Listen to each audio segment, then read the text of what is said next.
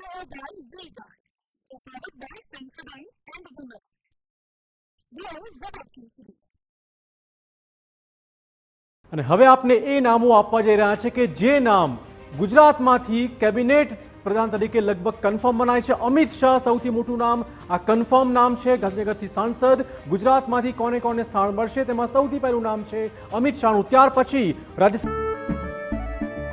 કેસરિયાથી મન જોગી થયું રે, દિલ ઝૂમે જુઓ મત મસ્ત થયું રે, કેસરિયાથી મન જોગી થયું રે। हर पल मनाओ केसरी त्योहार। विमल, बोलो जुबान केसरी। સભાના સાંસદ એસ જયશંકર આમનો પણ સમાવેશ લગભગ થઈ ચૂક્યો હોવાના સમાચાર છે।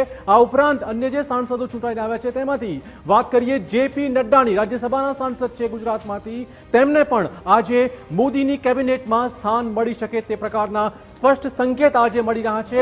આ ઉપરાંત સીઆર પાટીલ જે નવસારીના સાંસદ છે, આ સાથે ગુજરાતના પ્રદેશ પ્રમુખ ભાજપના, તે પ્રકારે પણ તેઓએ એક ઉત્કૃષ્ટ કામગીરી બજાવી છે। સીઆર પાટીલનું નામ મનસુખ માંડવિયા કે જે ફરી એકવાર મોદી કેબિનેટમાં સમાવેશ થવા જઈ રહ્યા છે, મનસુખ માંડવિયાનું નામ પણ અહીં ખાસ રહેશે। આ ઉપરાંત નીમુબેન બાંભણિયા, આ નવો ચહેરો ભાવનગરના સાંસદ નીમુ બાંભણિયાનો પણ આ વખતે મોદીની કેબિનેટમાં સમાવેશ થાય એ પ્રકારના સ્પષ્ટ સંકેત મળી રહ્યા છે।